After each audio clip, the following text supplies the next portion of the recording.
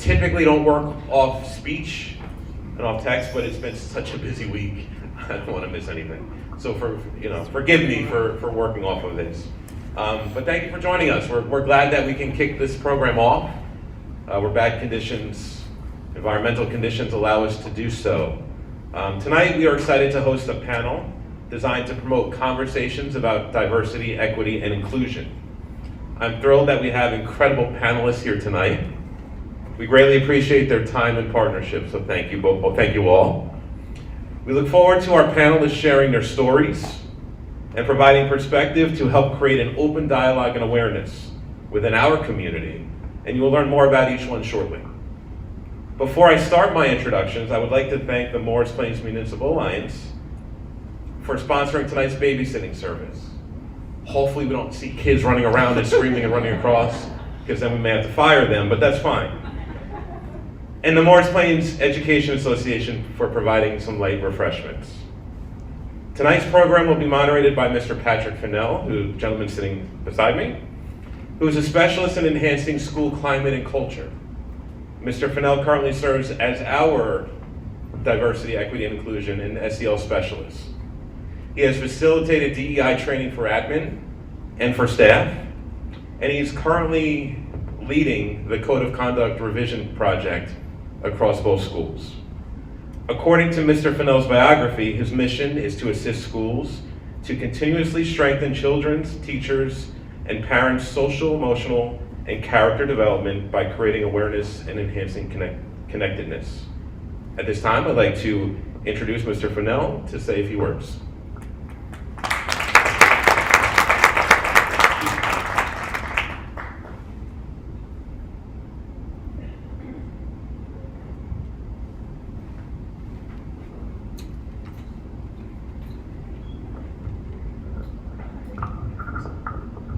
Good evening, everyone. My name is Patrick Fennell. I'm the founder and president of two organizations. One's called Empowerment Solutions. The other is called Empowerment Institute, where I do a lot of mentor programs and parent engagement. Ultimately, the work that I do is really about building relationships. And so I tend to do that with what I would call my ABCD principle. So the A stands for attitude, awareness, and accountability. Once we're aware of our own attitude and accountable for our own actions, it leads to the BC, which is making better choices. We all have choices to make every single day. We want to make the best ones possible. And when we do that, it leads to the D, which is our destiny, the plan and the purpose for our lives. And so I wanted to share just a really, really quick story as far as what kind of had me early on in life kind of thinking about diversity from a different perspective. I was born in Jersey City, New Jersey, and probably around kindergarten age, we were on our way home one day, my father, my younger sister, and my mother. We got to the apartment door, but it was slightly open. And we know that we didn't leave it that way, so my father said, all right, I want you to stay here at the door. So he went inside. He was inside for a couple minutes. He came back out. Later on, I found out that someone had broken into our apartment and they had dropped a gun on the floor. I guess they were trying to make their way out as we were making our way in. So he picked us up and moved us to Stanhope, New Jersey, right, in Sussex County. So having lived in Jersey City, I would be in Jersey City and Newark on the weekends, and I was in Stanhope all during the week. During that time, I actually hated it because I didn't feel like I belonged in either one. But I think over time, I started to kind of get to know people, and I started to understand things a little bit better, and it gave me some understanding and appreciation of different people that allowed me to kind of have a different perspective at this time in my own life. Right? So I'm excited about what we're doing tonight because everybody is sharing their story. And if we want to be able to appreciate differences, we have to get to know one another. And when we hear each other's stories, it helps us to begin to understand. It also helps us sometimes it helps us to have a change of heart. And when we have a change of heart, changed hearts lead to transformed minds. So I'm excited to hear from everyone and learn from everyone up here. And I'll pass it back to Mark and get ready for our conversation. Now everybody can see why we use Patrick. We want this program to promote conversation and dialogue. So please do not hesitate to raise your hand and ask questions or share comments at any time. If you are not comfortable to share your comments and questions publicly, you may access a feedback form that Mrs. Langelli has created, and you can access that by using the scan code. barcode, scan code. QR code. We are a district of innovation, I apologize. Throughout the evening, we will track the submissions on our computer, and we will infuse them into the program as appropriate. And we also did receive feedback through the registration process, and we also will embed that into the program as well, so all voices will be heard. Please note, as I mentioned earlier, tonight's program is recorded. It's not live streamed, but it is being recorded. And then lastly, in the spring of 2020, the district created a DEI committee comprised of staff, administration, and parents, and it was really designed to build an inclusive and supportive environment within Morris Plains. We really wanted to make that committee be the starting point to really make a difference throughout our school community. The committee is extremely active. It's been meeting frequently and has been very productive in supporting our mission. At this time, I'd like to introduce the committee president, Mrs. Rachel Reinhardt.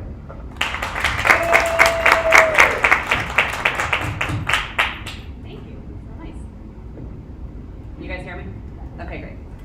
Thank you everybody so much for joining us this evening. We're excited to be here for our first event. Hopefully we'll have many more in the future. As Mark said, this committee came to fruition in the spring of 2020. Carrie Frank, who you will hear from this evening, reached out to Mark and then a couple of fellow parents, and she really wanted to try and make a safe space for her son as well as the rest of our children in this community. Mark and the rest of the administration has been incredibly helpful and supportive, and they are doing so much from the administrative side and curriculum side that we're really proud of and glad we are able to support them. Our goal is pretty simple. It's to make our Morris Plains School District a more inclusive place for students and families, no matter your race, gender, identity, religion, etc. And we also want to be able to empower you as parents to have the tough conversations with your children at home that you might not be so comfortable having otherwise. A couple of things we've done so far, we're pretty active on social media. I think Anoli will have our handles up there later. We share books, websites, different holidays that are going on, videos. We were pretty active for Black History Month and Women's History Month, just to try and expand everybody's minds and give a little more information if we can. We are also creating bulletin boards at each school, working with the guidance counselors to get the students involved in those, they've been a lot of fun at Mountain Way, and we are going to be working here at Borough with our new Beyond Differences Club and Ms. Diaz, who is going to be helping us with that. And we're really excited to get the kids involved, and they're quite excited as well. So we're going to have 3 speakers tonight, Carrie Frank, Laura Bellius, and Connor Johnson, and they are all going to share their stories. And first up, we have Carrie Frank. So first, I just want to say, can you hear me okay? Can you hear me? I am a crier when I talk about my son, so I have tissues, so you just have to bear with me. When I called Mark, I sent him a message about, is there a way for me to get involved in diversity in schools? It was shortly after George Floyd, the information came out about him. And I got to thinking, here's my son who's cute, right? He's got big brown eyes and everybody thinks he's adorable. But when he's 20 or when he's 30, are people gonna think the same? So if we start with kids now, we teach them to accept people for who they are inside, it's a good place to start. I obviously am Caucasian, my son is African American, and we are a different family, we don't match. So we get looks all the time, but I never grew up in a world that Evan is gonna grow up in. I'm not gonna have that bias of everybody around, so this is new for me. So for me to start looking at things through his eyes and trying to make the world a better place for him is where I start. So Mark and I had a long conversation, and shortly thereafter I just started asking people, I'm like, you want to join? And everybody joined, because everybody has a story about some sort of bias against them at some point in their life. Just a little history about my family. My husband and I were married a while. We tried to conceive and we couldn't. We went through 3 failed adoptions. At that point, we were at the point in our life where we didn't care what, when, and how a child came. We didn't care where the race was. We didn't care about anything. So we finally signed up with an adoption agency, and we were placed with Evan. We found out about him 3 hours before we had to pick him up at the hospital. We had nothing. We had a failed adoption. We sold everything. We got rid of all the clothes, all the beds, everything. We just didn't want anything. I wouldn't even put a new baby in the room that we had set up. Like, he had a whole different room. There's just bad juju with all that. So, but we knew about him for 3 hours. So my husband and I stopped at Babies R Us. We picked up a car seat, put it in the car and the parking lot. We had a pack and play in the back of our car. We had 3 outfits. The hospital gave us diapers and formula, and we went home and we were a family. So that Christmas we had no gifts wrapped. We had nothing, but we had him. So at that point, like, it was funny. People would look at me like I was crazy because he was so little. He was 2 days old, and I would always say, well, he's adopted, and they're like, yeah, we know. I didn't see it at that point, right? And it was funny. My father-in-law, I'll never forget this. He went in the car with my husband somewhere, and they stopped at Dunkin' Donuts, and they were just having this conversation. And he looks at me and goes, "Are you going to tell Evan he's adopted one day?" And it's just funny. He didn't see that either because he just loved him for who he was, right? And then kick it just like to later on being here. The community is very open and very loving and very accepting of us. But when we took the train into New York one time, there was an older lady that was sitting in front of us. She was African American. She gave us the evil eye the entire time. Which for me, my husband's oblivious. He doesn't see anything. But I'm sitting there going, this lady is looking at me like, how are you going to raise this child? How do you know what to do? But she doesn't know that I have surrounded myself with people that help me do this, right? Like I go into a barber and I'm like, help me. I don't know what I'm doing, help me. You have to surround yourself and you have to have a community of people that will help you. But it's interesting. It's not the biases I see from my generation, it's the biases I see from the older generation looking at me, especially when my husband walks up and Evan's like, yeah, they're like, girl, you cheated, or just, I get that look all the time, like they never saw it, oh, they might have adopted, right? Or, or they always say, one of the things I absolutely hate is, you gave him a better life. I did not. His birth mother gave him a good life. And she is a great person. So if you have somebody that's adopting, even through the foster care system, know that they did the best they could, and they put that child, that was the hardest decision they had ever made in their life, was giving that child up. And this lady loves him, and she asks about him every day, and every year I send them pictures and letters of what Evan does, where's he living, what his sports are. She loves it, and she shows her family that. So I think just some of the things to think about when people are adopting and people have adopted children is, don't always think, because that's another bias, right? You're thinking that that child was taken from that family because something bad happened. That's not the case. A lot of the time, her situation was she had 2 kids, she was a single mom, she couldn't do it again. So she wanted to give him a good chance to make it or a better chance than what she was able to give. I know one of the questions was about the foster care system that was given to me. I didn't do foster care, but I know that there are a lot of I gave some websites, the way up on the slide, of some places that you can call. I know that if anybody is looking to adopt, one of the better options is, we tried everything from private adoption to all that. The best we found was a nonprofit adoption agency, because they're not out to make as much money as they can for the adoption. They're actually out to do the right thing for children and help them find the best place and the best family. So that's my thing, and that's my situation. So.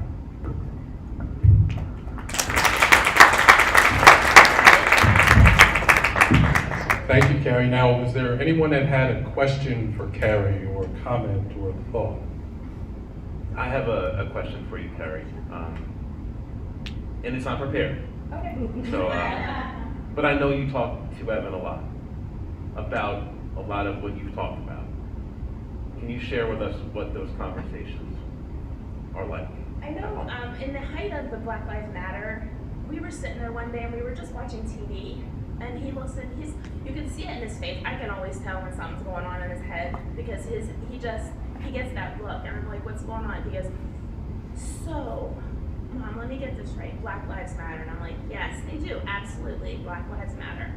He's like, He goes, what about peach people? And I said, what do you mean peach people? He goes, well, like you. So, like, that's how our conversation goes. But I am very open with him. He knows how I feel about everything. When we have conversations about things, I always tell him, I'm like, you do the right thing regardless of what anybody thinks, right? So regardless of your skin color, regardless of my skin color, you know, we're a family. It doesn't matter that we want these for his gosh dang, families don't have to match.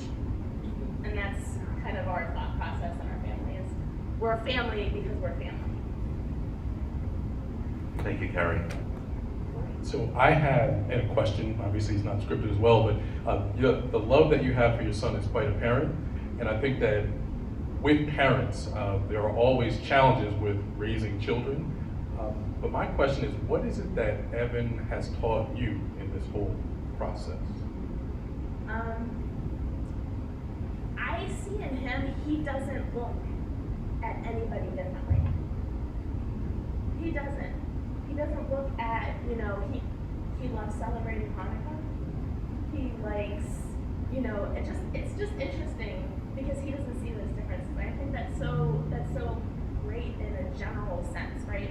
Like if we teach our children to love everything and experience everything, it's just nice that, you know, we have a Hanukkah menorah that we light in my house because his friends lighted Hanukkah menorah and we thought it was really cool. I also think he likes the fact that he gifts. But, you know, but he's taught me just to look at my biases and realize that I didn't realize that I had biases deep down inside that I've had to figure out how to get over myself. Try and like start following and share thoughts. Yes. I would just like to say that my brother was adopted when he was 4 or 5 months old from Korea, and that was 36 years ago. I don't know. But my mom brought forward a lot of things like this 36 years ago to this school system and to this town, and tried to bring more Korean aspects into class, and they just weren't happy. And so to see you up there now makes me so happy where we've come, and that my children will get to experience now, you know, your story, and they're friends with Evan, and they get to talk to him, and I just think that's so great that you're sharing, because it wasn't accepted, and so I'm really thankful for what you all are doing now to get this word out, and I think it's really important. Good job. Yes, sir, right here in the front.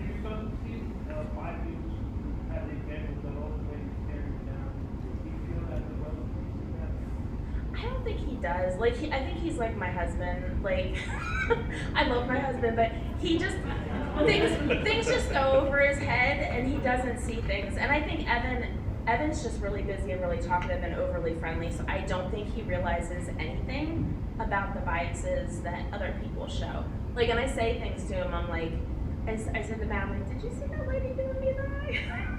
And he's like, no, I didn't. And Evan goes, why was she doing that, Mom? I said, I don't know.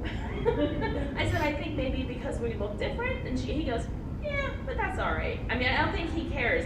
It's not, whether he's just at an age right now where he doesn't care as much, but I think like the whole Black Lives Matter thing kind of brought it to his attention that there are differences. But, you know, I mean, in my family, he is the only one that looks like him. So, but I have a lot of friends that are considered family that look like him. So we have a balance, which is good for him. So, All right, were there any other questions or comments? Yes, in the back. What do you think other parents in the community can be doing with their own children to help create an environment where that doesn't happen? How can other parents be helping to spread this story? Like what are actions you think other parents can take? I know, like I wrote a story about Evan's a gotcha day and what that meant and how we got him. So I think it's just people like me that are willing to share a story that you can share. Because I shared the story to everybody. I'm like, take it, read it, give it to your kids, tell them about it, tell them that this is, I think it's more just saying that, you know, all families are different. Whether they have two moms, whether they have two dads, whether they have an interracial family, whether they're a family like us that has adopted Evan. I think it's just promoting people, the differences in people, and just having them appreciate. And the biggest question I always get is, how much did it cost? That's not something you ever ask anybody. Just say, well, tell me your story. And don't be afraid to ask, because I'm very open and I will tell everybody my story, because I think it's important only for Evan to hear that his story is special and his story is important. But I think it's just, most of the kids will ask Evan, you know, I know he does karate at the Tiger Showman's, and they're always asking. But I actually have moms that come up to me and say, you know, let me give you a recipe on how to make his hair soft, and let me give you this thing, because this is a really good thing to have. So I think it's just creating an environment for your kids to ask the questions, and then not being afraid to ask other mothers and ask the people that are involved in the situation. Like, how do you want me to talk to kids? Because I had somebody come up at football and they asked me, because of course their son noticed, and I said, there's a book called, I think it's called Everybody's a Button, and it's all about buttons being different colors and sizes, and just finding things like that that kids can grab onto and understand that, because you can look at a button and see that buttons are different shapes and sizes and colors. Is that helpful? Patrick, I'm going to just read a comment from a community member that was put into the registration form. So as a single gay foster parent, let me be an advocate for fostering. Anyone is anyone with a good heart. An ability to communicate with the agency and the kid is qualified to help in our community. Being a foster parent is not something you have to commit to for the rest of your life. Even doing it for 1 year, even just going through the training is valuable. If an audience member is curious about being a foster parent, please take a training class. There are many ways that you can be involved, but the training is valuable. And I think what we can do too, just because of the recording, and Mr. Kramer, you could probably validate it, we'll have, if a community member, if an audience member raises a question or comment, we'll capture it. Patrick, maybe you can, through the mic, kind of capture it to the panel so that we can get it recorded. Great. All right. So thank you very much, Carrie, for sharing your story. Greatly appreciate it. And now we would love to hear from Laura.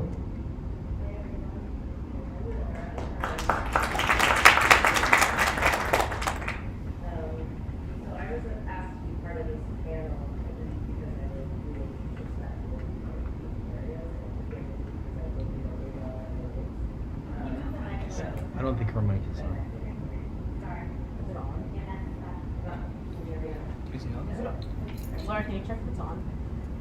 Make sure it's on.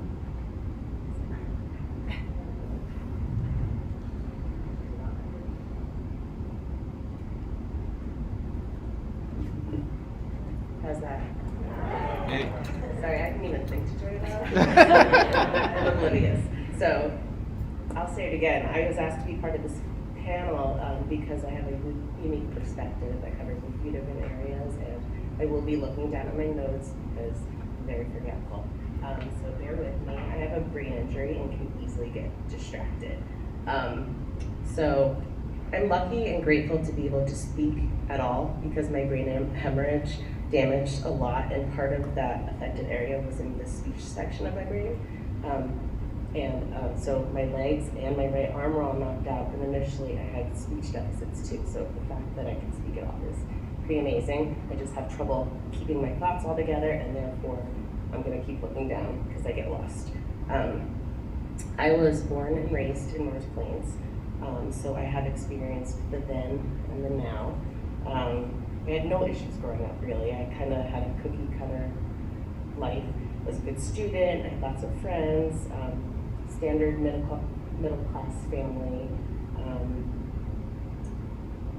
I have 2 married parents, I have 2 brothers.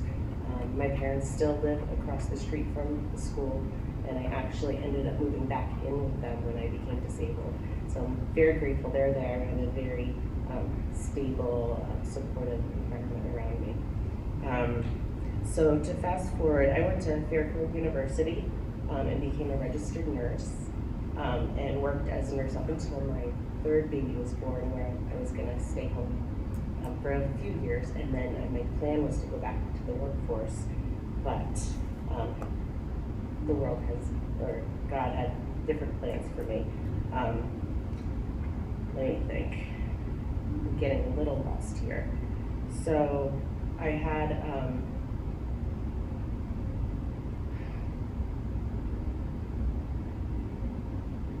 this is really the problem. I just keep forgetting where I am. So a few different things, the reasons that I can address differences in growing up. I'm divorced. I have a child who had a 504 plan at Borough School. I'm part of the LGBTQI community myself. I have an extended family that includes others who are part of this community. One of them is in this room with me. This one. And I was thinking about this, and in every single branch, or 3 out of 4 of my grandparents' families, there are more LGBTQI people. And I don't know if it's just because we are more accepting and kind of just, we're not afraid to share, but I think it's not that have a lot of gay people in our family, but we're open about it. So I'm thinking that there's just a lot of differences in families and in sexuality, and my family just thankfully is open about being open about it. I don't know. I am losing my train of thought again though. So I'm in a current and forever relationship with a woman at this point in my life. She happens to be sitting in front of me, and she is my biggest support, thank God, because I don't know what I'd do without her. When this panel was originally supposed to be presented, I had 2 children still here and 1 at Marston High. Now all of my kids are gone. They're all at Marston High. Not gone yet. Next year I will have them in college. But so coming back as a panelist here, I was just like, oh, maybe I don't know. I don't have kids in school anymore, but I will always be part of this community. So I decided I'm just gonna stick with it and come up and speak. And originally, when I was told or asked to be on it, I was just picturing us like in a little room talking, not expecting to be on stage. So that like, this is not my usual jam. It scares me, and they all know that. So everyone said they would rescue me if I got off track, and I already have gotten off track. But if I'm missing something, Kim, please chime in. So as far as my disability goes, I try to stay positive. I try to follow the words of a friend of mine named Billy Keenan. He's a quadriplegic who he can't even turn his head. He got so affected. And he does public speaking now. Also, Eric Legrand, who you all might know of. I'm wearing his t-shirt right now to make me a little bit more confident. It's a role model, like ROLL. 52 is his number. He was a football player at Rutgers that got injured on the field, and he's quadriplegic now. And then Scott Chesney, this other guy who I met at Kessler Institute, where I had all of my rehabilitation. He's a public speaker, so I looked to him for some advice. And one thing that he said to me that hit home was, who said the one minority group that crosses all races, colors, creeds, sexual orientation, etc., is disability, and that's extremely important to recognize. Because no one can ever guarantee that one or one's loved ones or friends will never acquire a disability. So it's important to become knowledgeable as possible of people with disabilities, to not only possibly prepare to have one in our lifetime, but more importantly to live, love, and work with people with disabilities. So you're always going to have people like me. Like, I grew up here and I was a soccer player. I was the captain of the borough school soccer team. I was the captain of the Morristown High soccer team. I played soccer in college. Like I said, I was a registered nurse, and I worked on my feet 12 hours a day and used my hands and my brain to do everything you need to do to be a nurse. And then I started staying home when all of my kids I had 3 under 3. So I felt like, okay. So, hey, all hands on deck. I was just busy, and I couldn't see myself. I don't know how they do it, but going from being a nurse to being a mom, and so many people do both, but I was just like, I go home, I take care of people, my children, but take care of people and clean up their diapers and clean up their messes and listen to whining, and I get blah, blah, blah, like people chattering in my ear nonstop all day long. And then I would go to work, and it was like the same thing, but with adults. Like getting call bells saying, Laura, Laura, Laura, and Laura, and having to take care of people, and people's lives were in my hands. And it's just like the same as having kids, but a lot more intense because I had cardiac patients on heart monitors and giving very scary medications intravenously. And so yeah, it's just, I don't know where I was going with this again. I got lost. Where was I, Kim? But I don't know. So I took a break from work, and okay, she reminded me somewhere along the way. So I took a break from work. When I was ready to go back, I actually had started, I worked as like a sort of camp nurse in New Hampshire for 2 weeks in the summer of 2015. And I was like, okay, I can do this. I was very confident, and the kids, thank God, were able to go to camp for free because I was working there. I was really gung-ho, and I was about to take an ACLS class, which is Advanced Cardiac Life Support, just to renew my stuff. And I came home from camp. I had been there for 2 weeks with my children. I came home, and 6 days later, I had a seizure where I didn't know it was a seizure because I was fully awake. The right side of my abdomen started pulsating, and I honestly felt like an alien was going to climb out of my belly. It was like, you could see it. Freaked me out. I felt dizzy, and it happened so many times in a row that I went to the emergency room, and then we had a brain scan, and they found an arteriovenous malformation in my brain, which is shortened as AVM. It's a tangle of blood vessels that are in someone's brain. It's like a mass, like a brain tumor of vessels, and it can happen to anyone and everyone. It can be something, and it's usually something people are born with, and it's not supposed to be, so that's congenital, not hereditary, which, you know, it can be, so cross my fingers that my children don't have it. I don't think they do, but like, that's something that I was scared of. But because they found that, I had gamma knife radiation surgery on my brain, and was not able to go back to work like I had initially wanted to. So they did this scary radiation surgery, and that was supposed to take effect and help my brain heal. However, in like less than 6 months after I got that diagnosis, my brain decided to explode. So basically, I had a massive hemorrhage. I was fine. I was walking one moment, and then I was really tired, and Kim happened to be with me, and I said, I'm so tired, I need to go upstairs and take a nap. And thank God, I could not lift my foot to go up to the step. I mean, up until then, I was absolutely fine walking around, just tired. I could not lift my foot to take the step to go up to bed. And if I had, I would have gone to sleep and never woke up.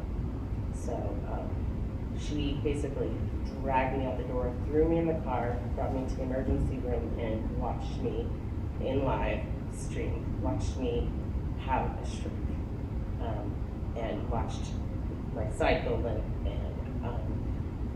And I don't know this part because I don't remember it, but she could probably come up here and tell you how horrifying it was. And then the next thing I know, it's, I don't know, 2 weeks later, and I'm waking up very confused and being in neuro-intensive care unit, and a lot of that is a blur. I do have something that I wrote online, if anyone's ever interested, that followed my journey initially, and it's in, what's it on caringbridge.com.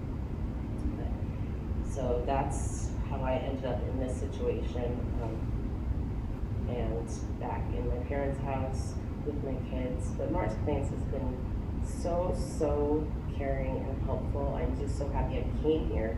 I came back to my home because not only because of my parents, but I have an extended family and network of friends that are here. And when I was in the hospital and when my parents could barely take care of me, they also had to look after my 3 kids. And the community here was fantastic. I didn't know what was going on, but they tell me that people were offering to take the kids and bringing meals and doing all the things awesome communities do. So Mars Plains, we have always been so grateful for that. And I don't know if I'm missing anything, but I think I popped your ear off enough. Good question. I did get a question. I don't have anything right now. Actually, Laura, I have the question if you need it. So the question was, any tips for coaching a child with a disability to handle questions from their peers? Sometimes it's hard for the child to be thrown into the teacher role, but recognize children have non-discriminate curiosity when it comes to differences. Finding this to be difficult to answer, but I think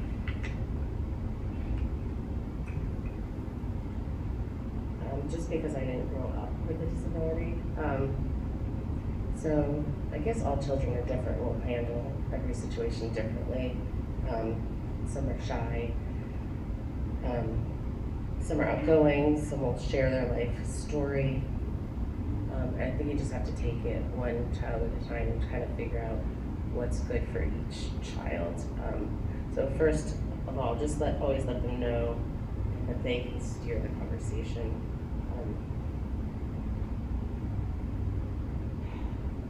They get to decide what they can talk about, what they want to talk about, and they're in control of it. I don't know if that even answered the question, but Absolutely, without a doubt. Was there anyone in the audience that had a question for Laura, thought or comment? Now, I did have one question. So you had mentioned that you weren't born with a disability, but something that happened later on in life.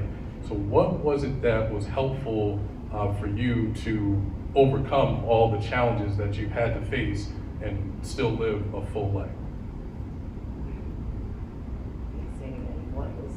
So what was it that because you talked about coming home and how people were supportive, what were some things that they did that were helpful to you as you began to overcome some of the challenges that you faced? I mean, people, family and friends were just kind. I was scary looking when I first came back. I don't know if any of you had seen me, Nancy, I don't know if you remember. So I had the brain bleed and they had to take off a piece of my skull. And I had to live like that for 3 or 4 months. So my brain would swell and heal. So I was discharged from the hospital for a little while like that before I had to go back and have it reconstructed.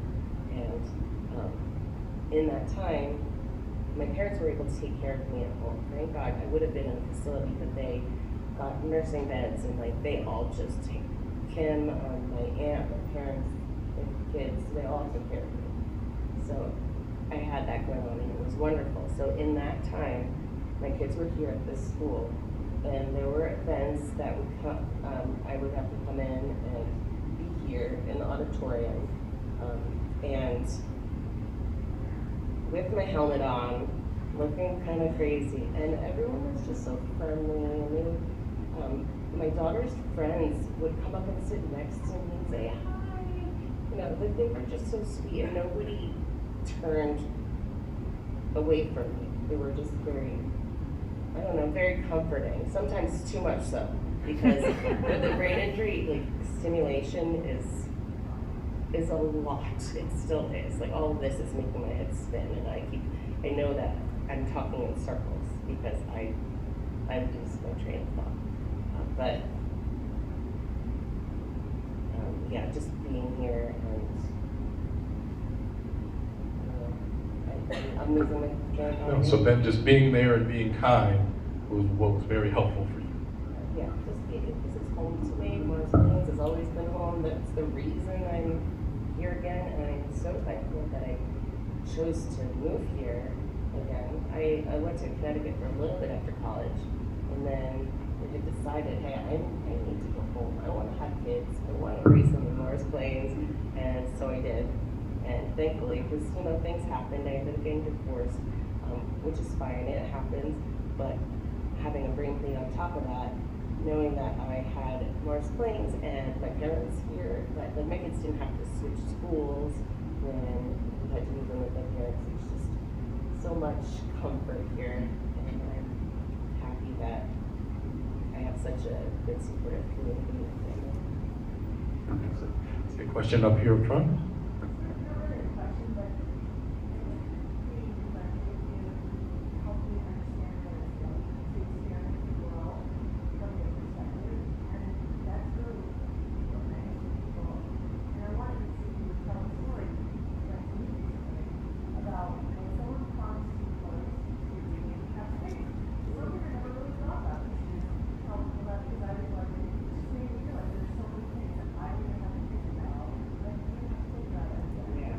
So let me just reiterate for everyone else that the comment was that being friendly with you provided some perspective that she did not have previously, and so she asked if she would share a story about what happens or how it impacts her when someone parks too close to a handicapped parking spot to her car. So what Nancy's referring to is a post I put on Facebook. So because this has happened several times, and it's maddening to say the least. So I have a big red van, which a lot of you have probably seen. That's kind of stands out, but it has a ramp that comes out, and in order for me to get out of the car, I need space for the ramp. So if you see a parking spot anywhere in the handicap section and it has those yellow stripes, some people, even people who are disabled, like to park in the stripes thinking, oh, that's a spot. It's not, or whatever, but that if I am in a spot, I am in a specific one with those stripes next to me, I am expecting that when I come back to the car, I will be able to get into my vehicle. If someone parks there, I am blocked. I cannot get back into my car. Now, the benefit at the moment is I can't drive. So I always have someone with me. So Kim was with me recently. We went to Uncle Giuseppe's. I just wanted to try it out. It was nighttime. We were in the Kohl's parking lot. We went in the back entrance of Uncle Giuseppe's, and there was a parking lot that was completely empty. It was like 5 cars in it entirely. And when we came out, someone was parked in the spot. Well, they were like parked in this spot next to the handicap spot, but like over the line enough that there's no way I could get in my car. I took pictures of it.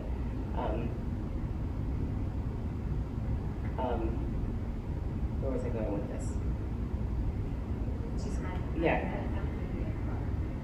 Yeah.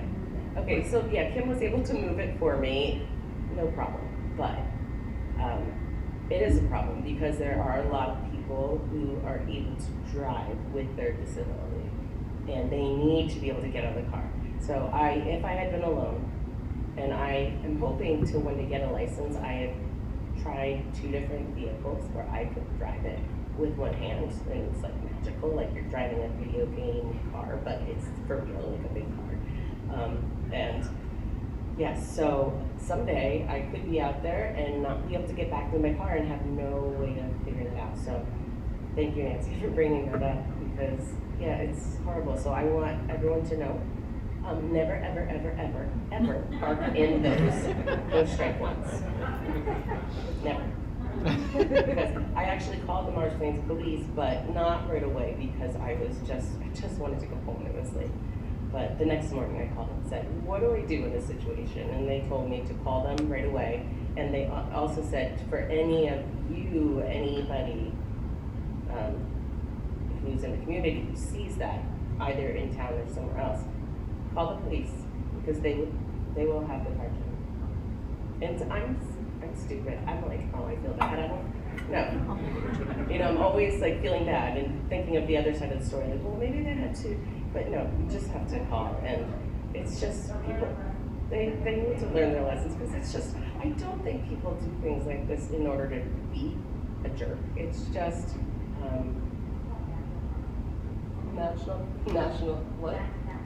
natural consequences, and it's just a matter of being aware. I can't remember. I want to go back in time and see, like when I used to go to the Acme with my kids when they were little, and I had all 3 of them. I would go grocery shopping with one in a baby Bjorn, and one I put it in the car, and one would be holding my hand walking because he was only 3, and try to shop and fill the cart with every. So I'm trying to remember. I was so overwhelmed with that kind of stuff, but did I then leave the cart like in the middle of a handicap spot with the stripes? Maybe did. I don't ever do that. But I look back and think maybe I did, because I was thinking about myself and all of my issues at the time. So I hope I didn't, and we'll never know, but it's just good to be aware of. Fantastic. Any other questions or comments? Patrick, I just have a question. Really, it's geared for you. I think that coaching a child with a disability was a very strong question that maybe you could shed some light on. You know, child disability, getting asked questions from their peers. You know, how would you advise that child to handle situations like that? To be honest, it's not that different from what Laura actually already said. I think when we think about things that make people different, it's about learning to get to know that particular person, understanding them, listening, but from a perspective, or asking questions, but from a perspective of curiosity, so that you can learn and listen to understand. And then in understanding, then it's going to direct your behavior and how you interact. I think every child with a disability sees it differently, and every child with a disability sees themselves differently. And I think it really comes down to how do they identify themselves, and how can you be best supportive and interact and build a relationship. I think from the perspective of as a child with a disability, I think it means that there have to be conversations to support them, because truth be told, everyone on the stage, everyone in the audience, everyone that's listening, no one person represents any identity, right? And so it becomes very difficult sometimes to feel like you have to be the voice of everyone that identifies in a similar way that you do. So I think it becomes important to kind of talk to children about how they identify themselves, and to fully just be comfortable being themselves, and that they don't have to speak for everyone, they only have to speak for themselves. All right, and so now thank you, Laura, so much for sharing your story.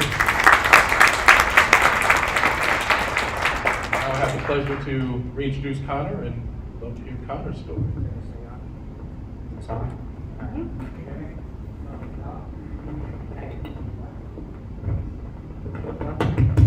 Sounds like it's on. I guess I'll just have to speak into the microphone. That makes sense, right? It's so weird. So I'm Connor. I actually attended Borough School. I graduated in the year 2000, so it's been, 22 years since I've been back on this stage. So I grew up, I'm a transgender male. So growing up here in Morris Plains, I was assigned female at birth, and I went through school and the first 30 years of life as a female. And I say as a female because even as a kid, I knew I was trans. I just didn't understand what it meant. So going back, I grew up, like I said, in Morris Plains. We lived in Morristown for a little bit, but moved to Morris Plains when I was younger. So I was in community park school before they shut it down, and I don't know if you have it again, but then I was in Mountain Way, Morris Plains, and then graduated from Morristown. I went to Centenary College, it's now Centenary University. I played soccer and lacrosse there. And throughout that entire time, I was perceived as female.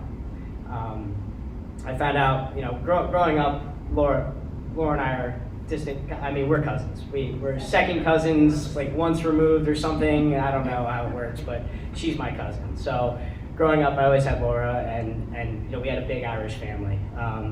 St. Patrick's Day parties at your parents' house with the Doran shirts, and going to church every Sunday, and growing up, it was not okay to be even a lesbian, let alone transgender. I didn't know what transgender was until I was in college. I got my first girlfriend in college and came out to my mother as a lesbian, and her response actually was that makes me sad. And it wasn't because she was sad that I was in that community. She just knew it was going to be a hard life for me, which she explained to me later after I ran away and threw a hissy fit.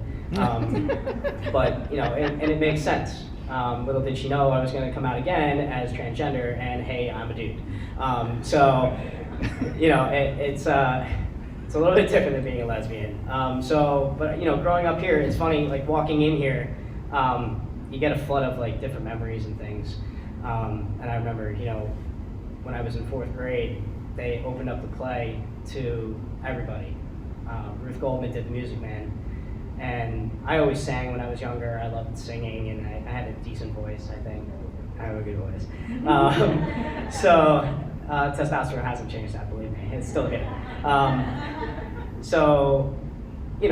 My aunts and my mom brought me to the audition, and I was a sports kid. I didn't really care about the theater. My dad was a professional ballet dancer, so I grew up around ballet and all that, but I just never really had an interest in any of that. Come on, Laura. God. Rude. Oh, should we wait for your meds? Okay. So, they brought me to the audition, and they're like, you gotta audition. I'm like, I don't want to do this. I remember sitting over in that section right in the middle. And I'm watching all the auditions, and it's the first time the 4th and 5th graders were allowed to do the play, and I realized, I will do it, but I don't want to try out for a girl's part. I want a boy's part. And at this point in my life, I had asked my mom before this for a boy's haircut. I literally walked up and said, I want a boy's haircut. And she said, okay. Took me to a barber, cut my hair short. I looked like a little boy. I got cast. I beat out 4 other young boys for the part of Winthrop. And for the first time in my life, I felt like I was whole, like I was me, just playing that part on stage. I didn't know growing up what trans was. Kids now are lucky to have the opportunity to learn and understand, and they're growing up in a different society than I did even not that long ago. So even 5 years ago, it was different. It was just starting to come out, and people didn't really understand.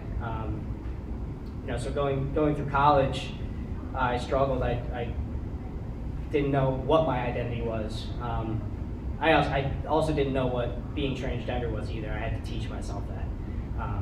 So in school, I was having some trouble, so I ended up going to see a psychologist, and the individual who I spoke with told me I was transgender, and I won't use the explicit language that I had used at the time, but I was basically, I will say tranny. And I now know that that is not the right word to say, ever. And I didn't understand, I thought being a trans person was like the movie The Birdcage. It's not cross-dressing. It's your internal self. It's how you feel inside. And I had to teach myself that. I had to teach my parents that. I had to teach some of my family that. And I'm really lucky that I have a backing of individuals who are just open and I could be honest with. When I told my mom that I was transitioning, she goes, "Oh, can I still call you Claire?" And I was like, "My dad from the kitchen." Hey, that's the point. No, like the whole point is that he's a guy, so Claire doesn't work here. It was a transition for all of us. That's what I like to say. Thinking back in school, even when I was a kid, I would go to the bathroom in these halls. I would go to the bathroom, and if there were girls in the bathroom, I wouldn't go. I would go and find another bathroom where there was no one in there.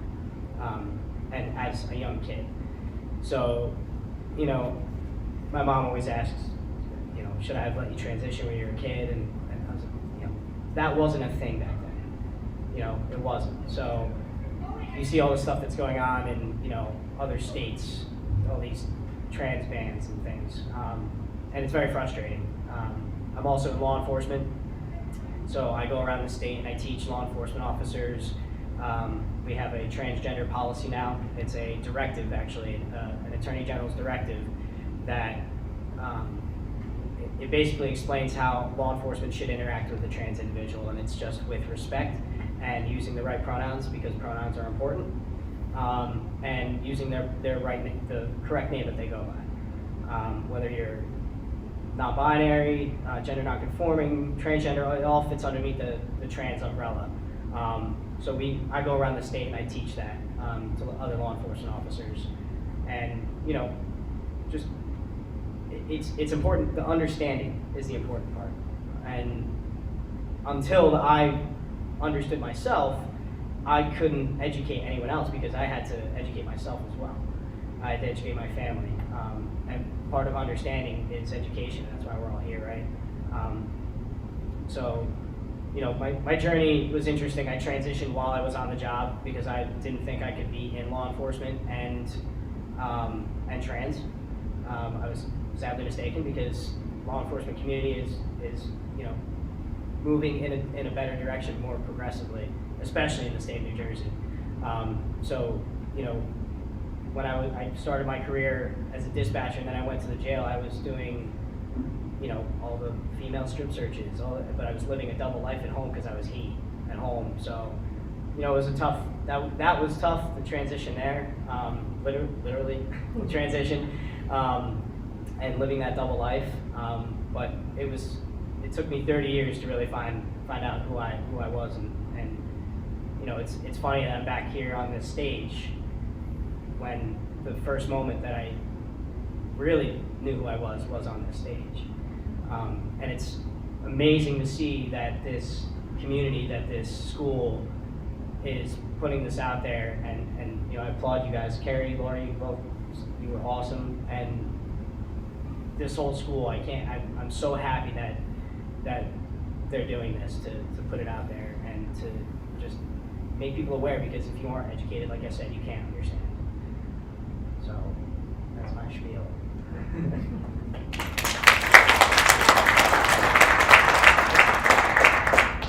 Are there any questions or comments for Connor in the audience? I would like to explain one thing, because I think there was a question that I read in one of those emails about, I said something about gay. I don't know if you have it. Read it, or? Sure, okay. I don't know if you have it. I do. It says that in the gay community today, I find it wonderful and fascinating that younger people are more open-minded and accepting. So I'm curious about audience members and the panel's thoughts about bringing older straight folk over 40 up to speed to being more sensitive and inclusive to older gay folk. So I can't really touch on that because I'm straight, but I would like to touch on the fact that gender identity and sexual orientation are two different things. Gender identity is how you feel on the inside, and that's who you are as a person and what gender you identify as. Sexual orientation is who you are attracted to.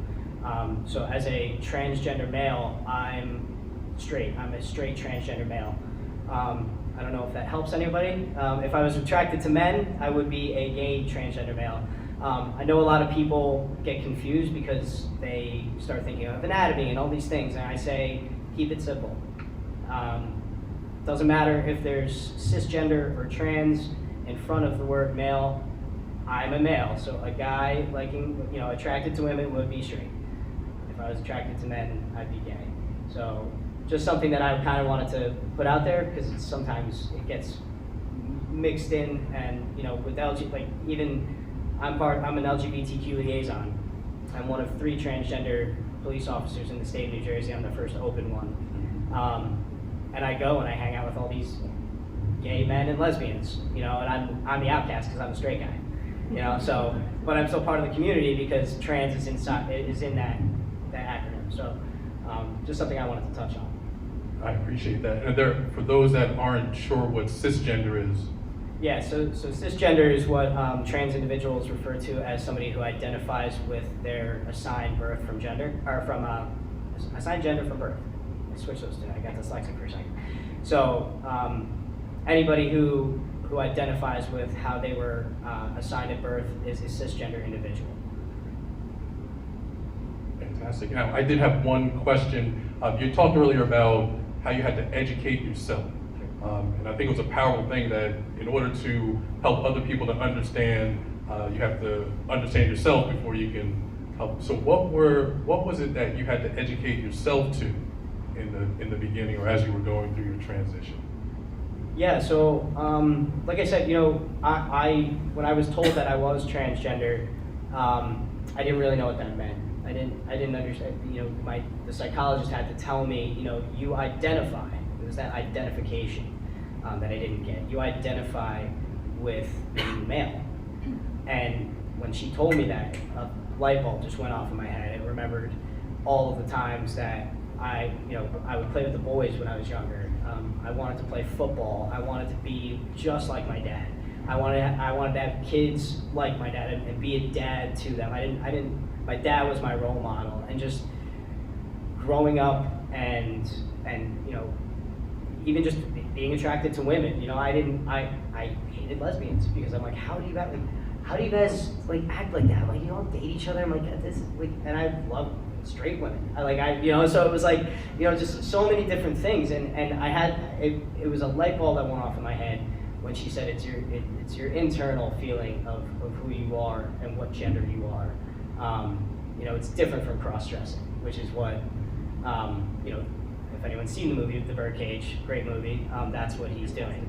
So drag queen, that's I had the wrong picture in my head of what a trans individual was because they weren't out there. And what do we learn from? We learn from society, right? We learn from movies, TV. We learn from church. We learn from our peers. So all of those, I didn't learn anything about trans individuals because that wasn't there. It wasn't a thing.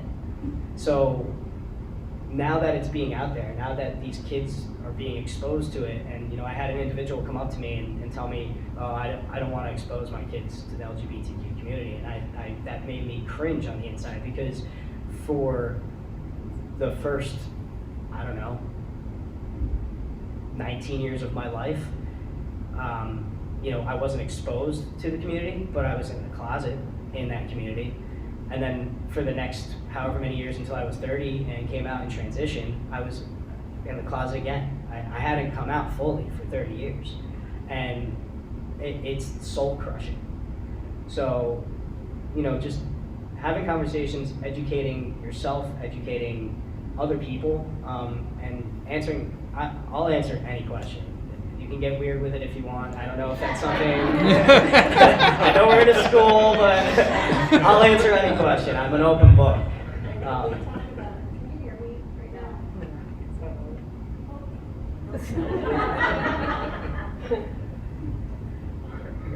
I was just going to comment and say, and can we talk about how grumpy you were? Oh, yeah, I was a miserable person. So miserable. I was miserable. Grumpy. Oh, Terrible I used to go to feeling. Laura's house and play Guitar Hero and just sit and be miserable. And she would sit and listen to me being miserable. And so I owe a lot to Laura. Like, just so grumpy until he finally realized and came out to who he really was, and now he's so pleasant. I don't know about that, but Not always, but I mean, I will honestly, say, there was like- a huge difference in your level of happiness and from an outside viewpoint. Yeah, you may. I did. Yeah, I probably did. Because I was a jerk. Yeah, I was not a nice person. So it's nice having someone who's happy in their own skin. Because, And it's not just the testosterone. Yeah. I have a question back. Okay. I could have asked you this before, but I think it's actually really important to talk about. Can you please help me with the pronouns? Sure. I am horrible at it, and I'm Trying. Yeah. And I've in my LinkedIn profile and in my email, I've got she, her. I'm totally empathetic about making sure everyone feels like comfortable with their pronouns. But can we like help the audience in terms of why is it so important? How do we become allies using the pronouns? And how does it help those that are in the transgender and LGBTQ community? Yeah. Okay. Connor, can I just? Yeah. Oh, yeah. Sure. Go ahead. So the question for those that may not have been able to hear was, can you help with the pronouns, right? And so wanting to be an ally, wanting to use them properly, so just asking Connor for some help with the pronouns. So the one thing I will say is pronouns are important, and you basically touched on that with just asking your question.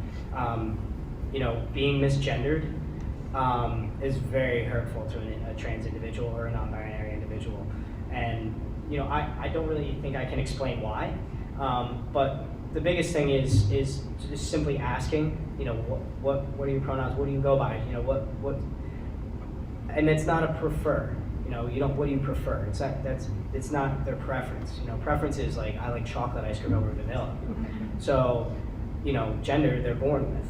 And pronouns, I mean, if you really think about gender anyway, it's a societal construct. It was something that we made up, So your internal sense of self has nothing to do with anyone else but you. So that's why it's important for other people to understand he, she, there's a Z-Zer, which I haven't come across anyone. So Z-Zer, it's Z-E-Z-I-R. I've heard, I haven't come across anyone using those pronouns, are for someone who may be gender non-conforming or non-binary. So they don't want to use he, him, they don't want to use she, her, so they use the Z-Zer. Or a lot of individuals will use they, them. And sometimes, yes, it is hard because somebody may look outwardly a certain gender, and we can go into society and societal expectations of what gender is supposed to look like, and that would just take all night.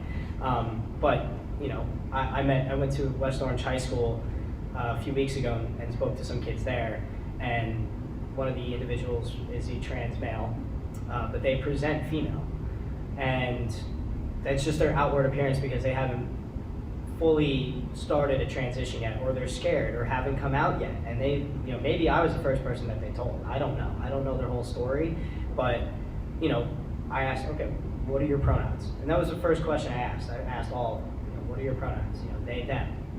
I'm he, him.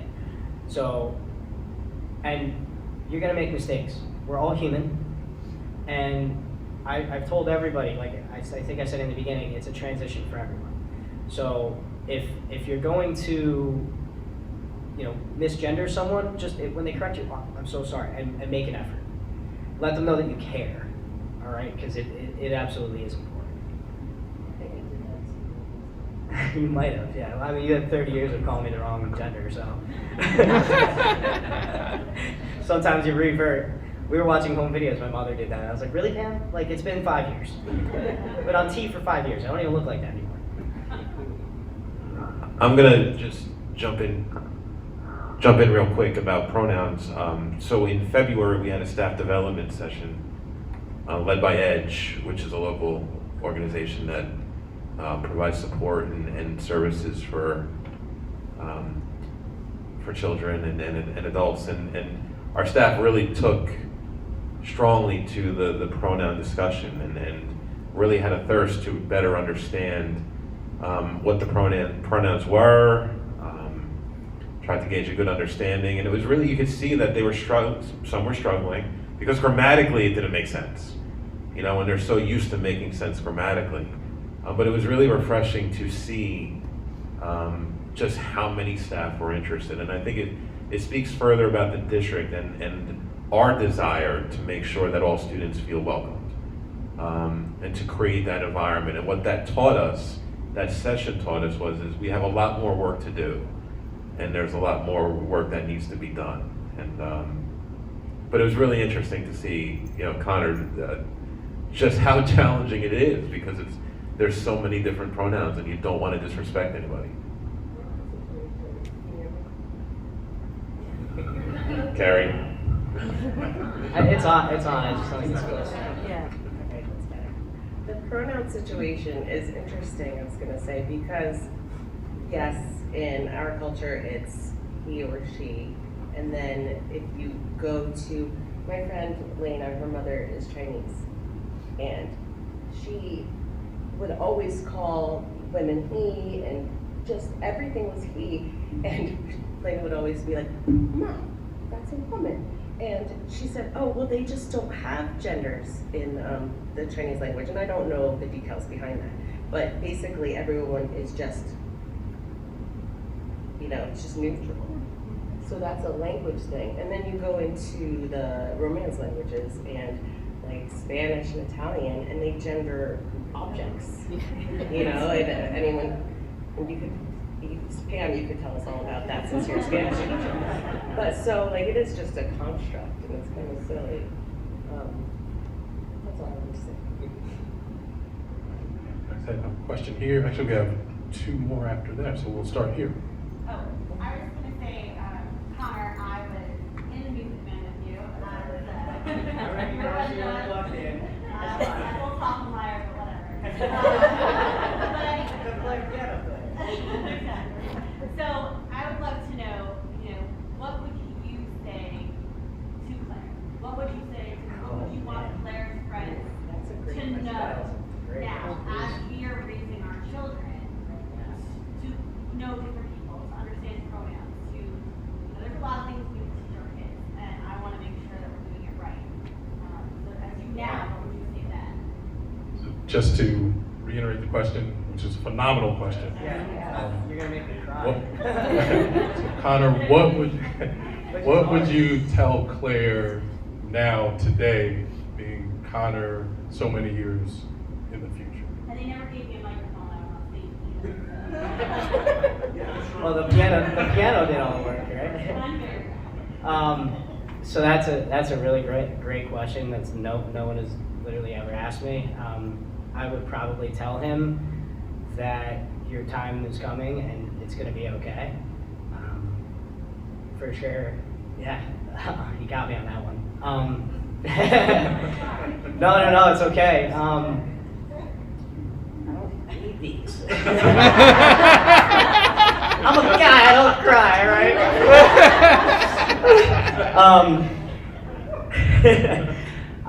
I would probably also say, don't wait so long to be yourself, and don't let other people or society tell you who you need to be. Just follow what you feel inside, and pay attention to those feelings. When I asked my mom for a boy's haircut back then, she didn't know. She had an idea. I remember her telling me, when I was playing soccer on the sidelines, that somebody called me her little boy, and I was dribbling around everybody, and they're like, "Why are they letting that boy play on the girls' team?" And she told me about this, she was all pissed off, and I was like, I smiled a little bit, because that made me feel good that someone thought I was a boy. It's like, yeah, awesome, cool. So as far as kids now, they have all this education, and I don't shut the doors on them. I think that's the biggest thing. You know, don't keep them in a closet. Don't. You know, obviously you want to protect your kids. I don't have kids. I have a niece and a nephew. I have 2 guy kids. You know, I love kids. I would love to have kids one day maybe, but you know, so I can't speak to how it is to being a parent. But from a kid's perspective, thinking about how I felt back then, it felt like I was kept in a box. Like I wasn't, you know, things were being hidden from me and I had to figure it out on my own. And that's actually a lot harder than just being open and honest with your kids.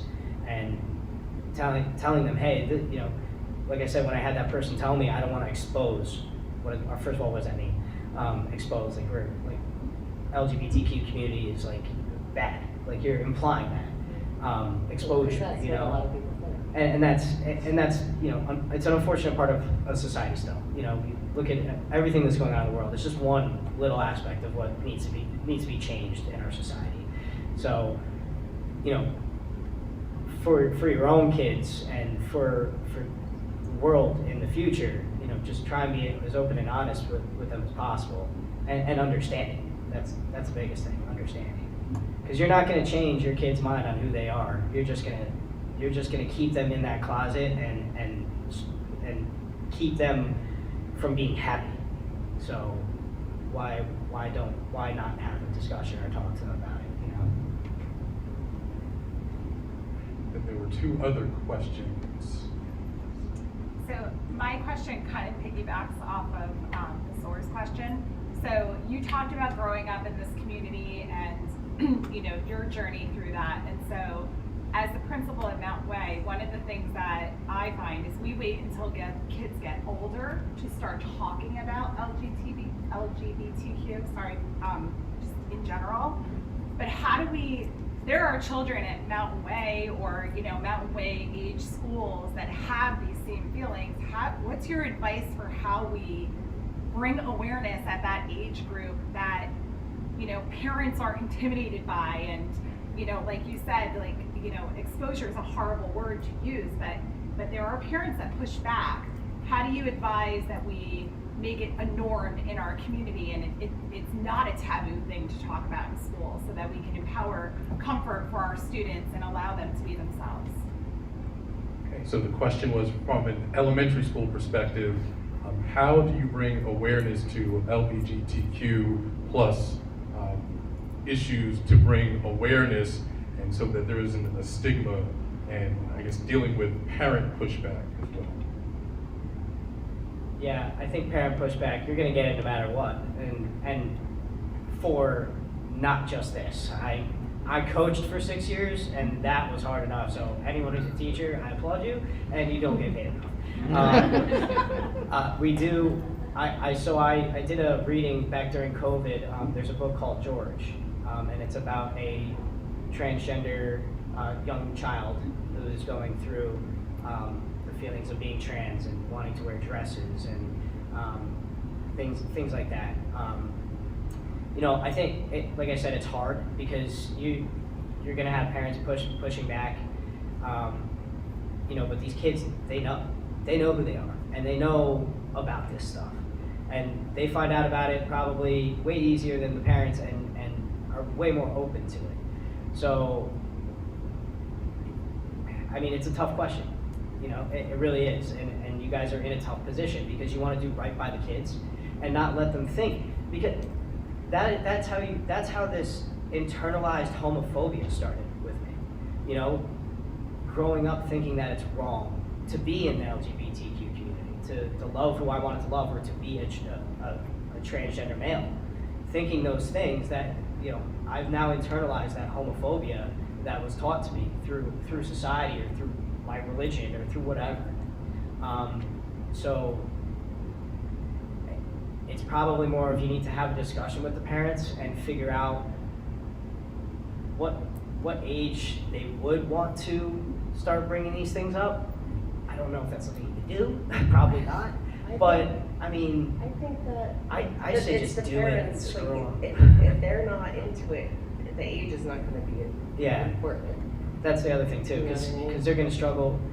You know, if they're not accepting even if they are LGBTQ, it's not gonna matter because they're just gonna have a hard life with unacceptable. And there are kids all over the place that get cast out by their family members for being in the community. So, you know, you're in a tough position. I think the biggest thing is just letting the kids know that you support them no matter what, and maybe don't use the LGBTQ acronym. You know, just say however you identify or however you feel on the inside. Use different language.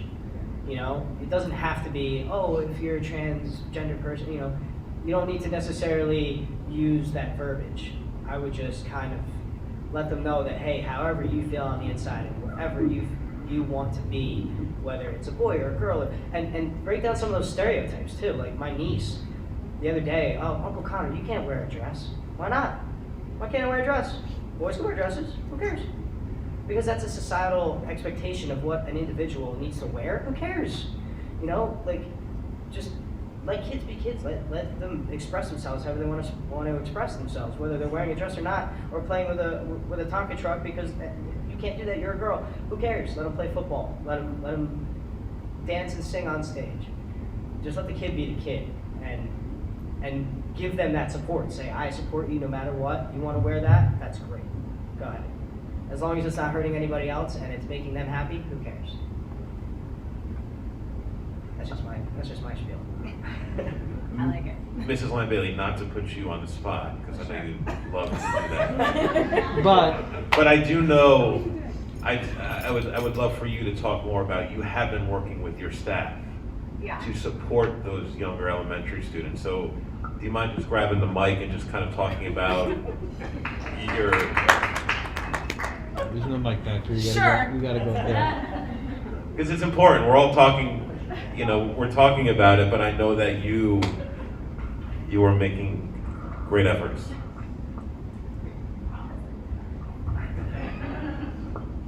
Hi, everyone. So for those of you that don't know me, I'm Christine Langelli. I'm the principal at Mountain Way. And so we have been working very diligently with the staff at Mountain Way, who are extremely grateful, appreciative, and desiring the ability to learn how to present learning and to present the social aspect of school in a way that's inclusive for all of our students, right? Recognizing that there are differences in all of our students. That's what makes us wonderful and unique as a community. So we've talked about pronouns, and that's an important part of who we are as people, and we encourage our students to choose their pronouns in a way that helps them to own who they are as part of their learning community, as part of their social group. We've gone away from using girls line up first, or boys on this side of the gym, or using terms that are indicative of one gender or the other, and using things that are more general and all-encompassing. So it doesn't matter whether what you identify as. It's just a group of students or a group of learners. For example, I walk down the hallway every morning and I say, "Good morning, friends. Hi, friends. Hey, friend." Everybody's my friend. But it's a term that is not gender specific. We've worked to incorporate more literature that is not gender specific. We're doing a dance residency, and we strategically chose countries to represent where their traditional dances are not female role and male role, so that our students weren't forced to choose between one or the other. Or if there were two different roles, it could easily be translated, regardless of which one you choose, you're not the boy dancing the girl role or the girl dancing the boy role. So we are making really concerted effort and decision and professional learning so that we can eliminate those ultimately labels from that way, and the hope is that that starts to translate as the children move up to Borough, and I know that Borough School is also making the same effort. So I asked the question because there's got to be things we're not thinking of, right? And it's challenging, right? It is. It's societal, and so we're trying to break that. Well, I think all those things are really awesome. Thank you. And you're right. Anything not gender specific, that's great. I wish my mom was here, honestly, because she taught at Joyful Noise, and she taught those young kids, and she would try to do the same thing because she knew she had a trans son, and she knew how much, when I was 2 years old, I knew I was trans. I was dancing with Molly, my best friend. She had a princess dress on, and I was probably not 2, I was 3, because I was able to dance. But I had the male dancer outfit on, because at that age, that's what I saw myself as. So, those kids are young, but if you got a kid that knows they're trans, you know. Right. You know. And we want them to embrace who they are. Exactly. Right? And that's what we're trying to empower all of our students to do, is embrace who they really are on the inside. For sure. So, And I think you're doing a great job. thank you. I just want to chime in real quick. Having 2 children at Mountain Way, one in preschool and one in 2nd grade, I guess also want to applaud what you guys are doing there, because I think it's super important. It can be as simple as including more books in the library and the read-alouds that have same-sex parents as the protagonists of the story. And if anybody is interested, the committee has lots of book lists that we can offer young children, middle school children, lots of just stories, and we have a lot of resources that we'd be happy to offer you.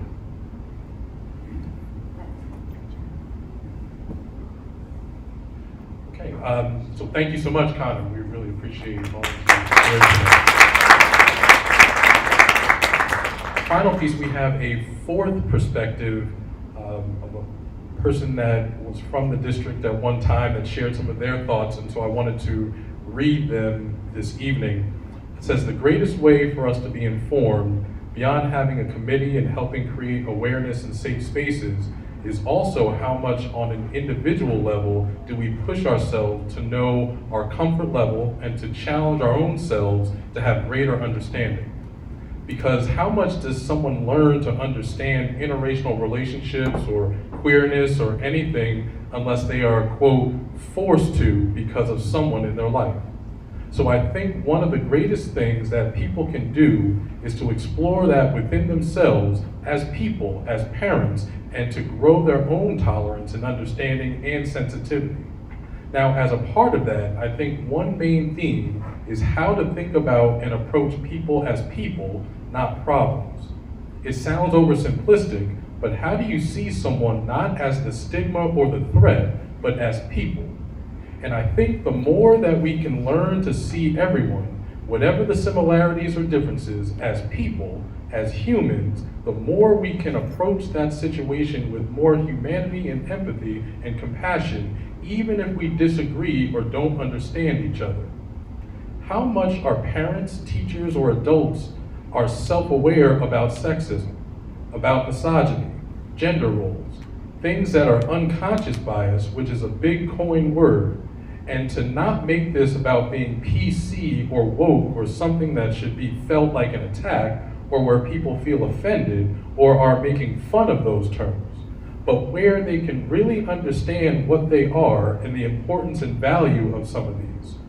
Why we have LGBTQ and the evolution of that acronym and why it's important.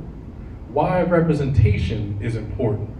Why they are not one-dimensional. We are multifaceted and there is a lot of diversity in the world. Neurodiverse, race, gender, all different things. The more there is a healthy, open, constructive conversation around that, the more we are all well equipped to understand ourselves and to relate to other people. So that was a comment from a 4th person. Now, does anyone on our panel have any thoughts or comments about what this 4th person brings forward this evening?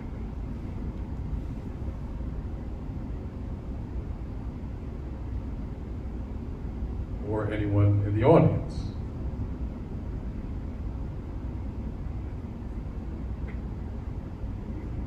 I have a thought over here. Hi. Oh, awesome.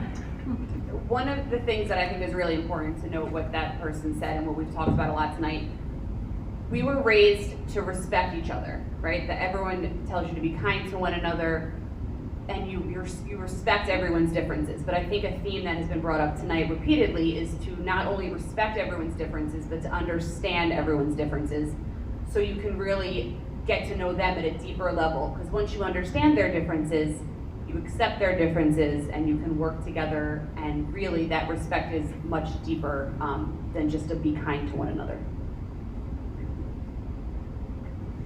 Yes, in the back. So I had two thoughts on this. One was that, I'm trying not to lose it, hold on one second, it's a little late.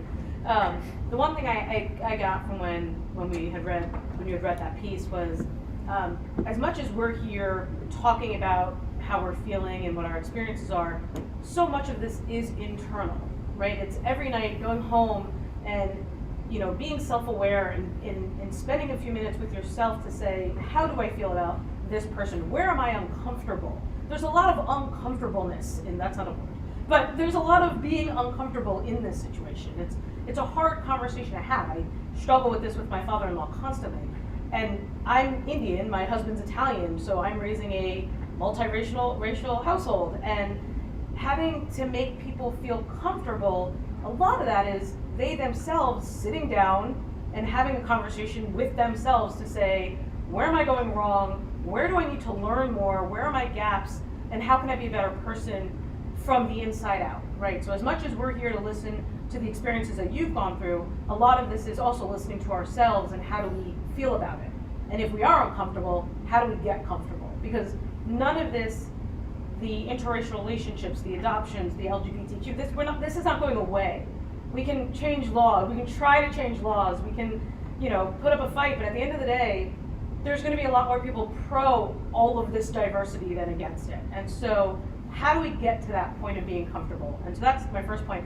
And then the second one, and it's something that Rachel, you just reminded me of, growing up, I always learned I have to respect my elders, right? I have to respect the people that are older than me. They know more, they've lived longer. I say this to my children all the time. Respect your parents. What I forget a lot is how much we learn from our kids. And how are we learning from them? And I learned this when we had a meeting with the Beyond Differences crew, and how the children in the school know so much more than I ever did at that age. And certainly so much more than I know now. And so while we are all here to respect our elders, I do think as parents, as teachers, as community members, we need to respect our kids. And we need to understand them and listen to them, because they are going to be what changes our future. And if we don't give them the respect that we ask from them, then we are doing just as much as a disservice as we do to our older generation. That's my spiel.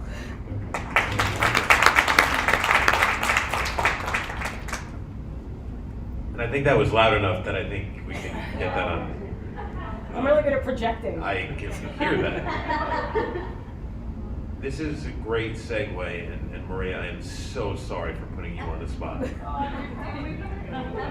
You are so good at what you're doing that this should come very easy to you. And it really, why I'm putting Maria on the spot, and I didn't intend to, but I wanted to talk about it anyway, is she went from talking about a goal of ours as from the DEI committee to create a diversity club for our students, to expanding into a Beyond Differences club that is reaching across grades 5 through 8, over almost 30 students involved, several staff members who are meeting on a regular basis and really making a difference. And you've inspired them greatly, Maria, and I would love for you to have an opportunity to speak on behalf of the kids right now, to just talk about what they're telling you and what they're working on.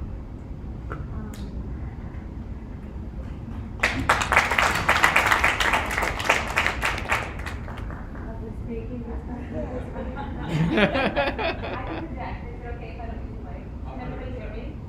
Yes. Yes, my name is Maria Diaz, and I am the advisor for Beyond Differences. Like Mark said, right now we have between 30 and 35 students. We meet twice a week. We are, you were speaking, and I'm going, yes, exactly. We are learning so much from our students. They really do know so much. And I feel that I'm being educated by them every time that we meet. They share with me experiences that they are having in school, positive and negative, and I try to advise them to the best of my ability. I've been doing a lot of educating myself by reading and watching videos on the LGBTQ community, which is one of the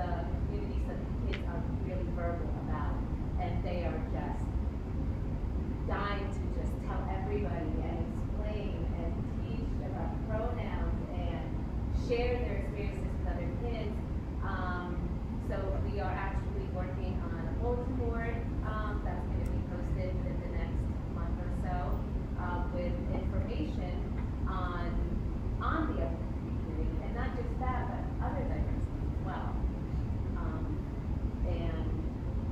Marie, they talk about, I remember very vividly when you were talking about the kids telling you that getting frustrated that the kids are not speaking up, that there's not enough kids speaking up in our school. You want to talk a little bit about that? Yeah, well, I feel like even just, I've only been doing Beyond Differences for the past, I want to say like 2 months or so, and I feel like the air has already changed in regards to diversity, just within a short amount of time. They went from, I remember meeting with a group of 4 8th grade girls, and they came to me in tears, telling me what was going on in the classroom and in the hallways, and that alone kind of sparked my interest in educating myself and bringing attention to it. And they spread the word, more kids started coming in, and just started talking about it more. We're making stickers in Beyond Differences, and posting them around the school to bring more awareness, using BTV also as a mode of communication with the rest of the school. And just, even with their nicknames, some of the students coming up to me and telling me that they want to be addressed with a different nickname.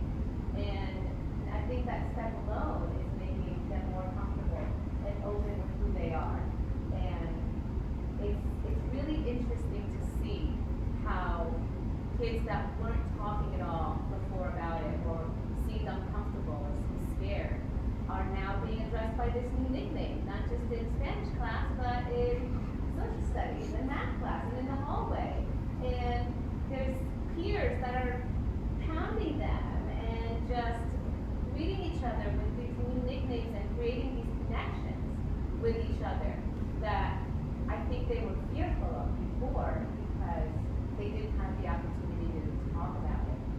So meeting with them for 30 minutes twice a week is really all it took for them to feel comfortable and with who they are, and understanding each other as well. So it's been really a positive experience for them, but for me as well. I want to know more, and I would feel like, how can we educate everyone else? How can we educate teachers as well? Because we are the ones in the classroom with the students, and a lot of us, even myself, still learning, how do we know how to address them and make them feel comfortable in the classroom and address a negative situation that's happening? How do I do that without embarrassment? And how do I do that without a negative consequence? Almost trying to bring a positive into it. I still don't know how to do that. So that's kind of a segue to a question. Well, no, I was going to say, and maybe thinking back.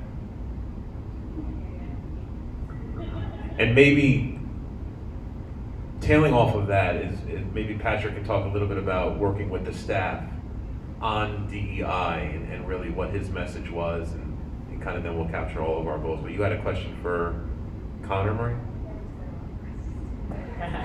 So, I wonder, do you guys like, I remember I was putting, you do your schoolwork, you hand out, like, got the name at the top, or even on like a sign-in sheet or something, pronouns next to it, have them write their pronouns. When I was Winthrop in the play, I actually used to sign my name as Winthrop. All the stuff that you're doing with these kids is amazing. And it's funny because society hasn't caught up to them yet and hasn't told them it's wrong. And they're the ones educating us. And even still, I'm a trans guy. It changes all the time. They have new pronouns, they have new words that they use, and I'm like, I can't even catch up, but I'm a trans guy. So I'm 35. I'm still trying to figure it out too. So, but just the inclusivity and just seeing, being open and honest with those kids, and maybe get a first day of class. What are your pronouns? Or I went to a call with a trans individual, suicidal trans individual, And I actually was getting off of work, but I heard the call come over the radio, and I went there. And first thing I did, hey, I'm Connor, my pronouns are he, him. You know, just make it a norm with that kind of thing. And, you know, ask them questions, you know, like educate me, like, you know, because they know more, you're right, they know more than we do. And sometimes they're way more accepting than we are, and maybe that their parents are even. So I don't even know if I answered any of your question, but I think that's what it is. Though. I think the more we talk about it, since we do meet twice a week, it creates a normalcy to the conversation. So it makes it more comfortable for everybody in the room, and as teachers visit, it makes it comfortable for them. they're not allowed to internalize that because they're actually speaking about it and coming up with solutions and feeling better about themselves and who they are and not ashamed of that. So that's all good stuff. You're providing them that safe place to go. I love that you're talking about this because there's this misconception among many people that by talking about being in the LGBTQI community or talking about it, people will start to become gay. You're not going to become gay because you're talking about being gay or teaching kids about being gay. Kids just want to explore and do whatever they want to do, but they will become themselves one way or another. As Connor pointed out, when he knew that he was a guy, but was told he was a girl for so long. On a funny note, which I wish Mrs. Liebrecht was here, when my daughter was in first grade, she decided that she was going to be called Spring. So her whole first grade year, she was referred to as the name Spring.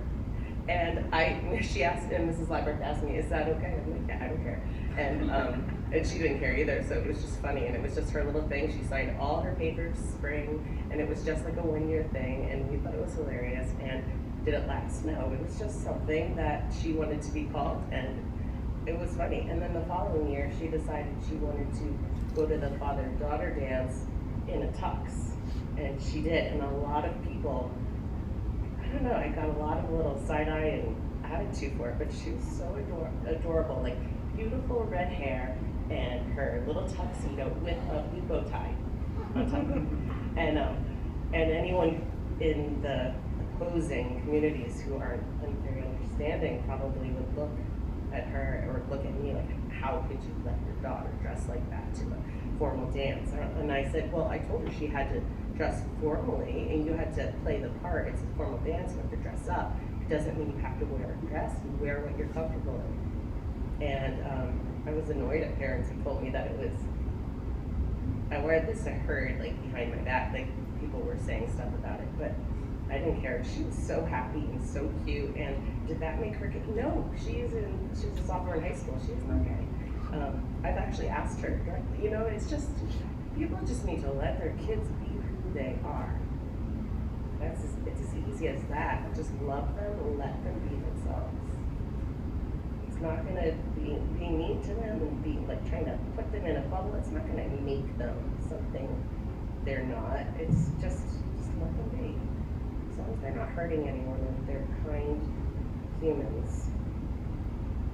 And along with that, like I think that some of the things that we're so used to doing as the school district, like the father-daughter dance, not everybody has a father. Not everybody, maybe somebody wants to go, it's a boy, they want to go with their mom. I mean, I think we just have to change our thoughts, and I know that that's a hard thing to do.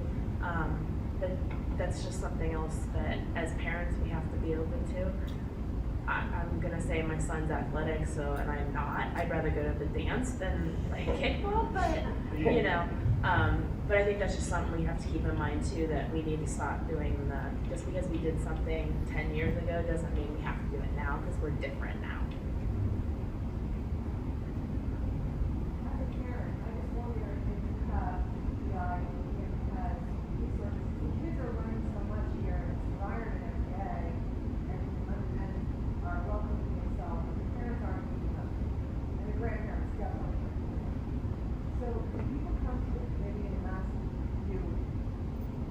My child changed their name and is going by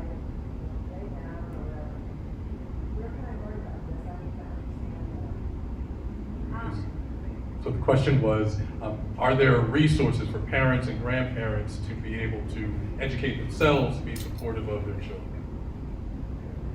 Yes, we have loads of resources that we can share. We haven't had a ton of people reach out for specific things yet. We've had some people, we have been consulted on certain things like this second grade dance and kickball game that's happening. But yeah, we have a ton of resources, books they can read, whether it's fiction books for your kids or nonfiction books just to educate yourself on a number of issues. We have a vast array of resources.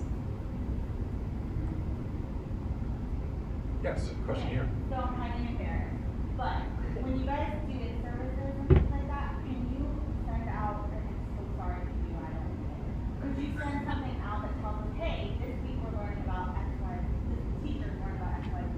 We know you have, but we don't sometimes get it from our kids as much. Like, I don't hear them saying, oh, I learned about our pronouns, you know, at my kids are not. Cool. But, like, I would just love to know that this is what we're focusing on this month. And I love that you're dance and all that stuff, not second grade dance, but the dance in school. Like, I love hearing about that, but like, is there more we can hear about? It is, maybe you can like a podcast. Sure. But that raises a good question and a good point, and I think we want to continue to promote communication. If we can find opportunities to enhance that, and also not only enhance it, but increase awareness and understanding and point folks in the right direction, then sure, then that's an easy thing for us to do. So we'll make sure that when we do our training and have our sessions, that we make the community a partnership in that. Hey Jess, are you following us on Facebook? Because we do try to, are you looking at our page? Are we in your feed, or is it all Girl Scouts all the time? So my point is, the reality is, like, we do try, so we are trying to connect in our meetings when the schools are doing certain things. As we hear about it, we are trying to post it up on the Facebook so that there is another place to go, because it is sometimes hard to get all of that information in an email and out to the parents. So if you aren't already, please consider following us, and we'll make sure that it's up there as well. Since my 8th grader graduated last year, I don't get the backpack mail in emails anymore, so I miss out on all of this stuff. So I'm like, can I continue getting?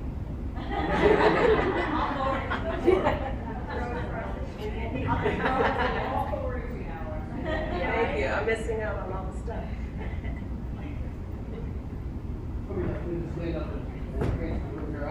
My name is Mike Grosky, for those of you who don't happen to know me. I'm the chief of police here in Morris Plains, and I brought with us Sergeant Robert Field. He's our LGBTQ plus liaison ally. So many thoughts swirling around my head. I do thank you all for the invitation. It's my first day back after surgery, so I'm kind of happy that this is an event that I got to come to. But I can't say that I identify with anybody up here, but I have similar experiences. My parents, for years, were in the foster care system. We adopted my younger brother, who's before me here. My mom was disabled in a car accident quite a few years ago. So I know some of the experiences you deal with. And of course, I identify with Connor. We share that same mission as police officers. Like Connor said, we are a different version of what law enforcement was ages ago. Where, you know, I'm a lifelong student of life. I'm trying to learn every day. But I'm struck by the fact that none of you and none of your children were nothing if we don't have the safety and security to be who we are. So regardless of who you are, or what you identify, or what your experiences are, when that 911 phone rings, at least for me and my officers, and I can speak for the 17 of us in the Morris Plains Police Department, we don't ask, you know, what you identify, what your pronouns are, what ethnicity you are. I sit here and I think about, you know, does your child feel safe in our community? So when that phone goes off, I don't care who you are in the middle of the night, kicking down your front door, rushing, you know, through fire scenes, or, you know, to talk that suicidal individual down off that proverbial or figurative ledge. So we are a resource for you. We're a resource for mine. Mark and I speak, you know, a couple times a week, some days. But this is the face of law enforcement now. We're doing our best every day. And sometimes I think about what are the biases that people feel towards us? You know, when we walk into a room, or, you know, what does this officer feel about me, or, you know, they judging me? We all come with our own internal biases, but please know we are a resource for this community. We want it regardless of who you are and how you feel. And my phone number, my email address on our website. You can reach out to Sergeant Field as well as on our website. But I am just in awe of everything that's going on here. And please know that we are a resource and supportive of this community, regardless of who you are and what you identify as. Thank you.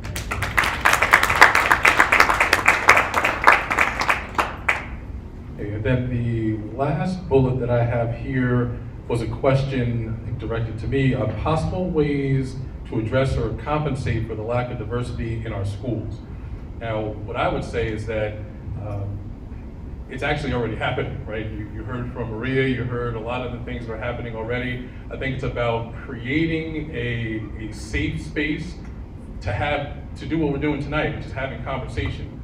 Being able to have conversation, to learn, to understand, to be able to introduce diverse perspectives, right? And I think when we talk about diversity, I think we talked a lot about identity, whether it's gender or sexual orientation or race or physical and mental characteristics and abilities.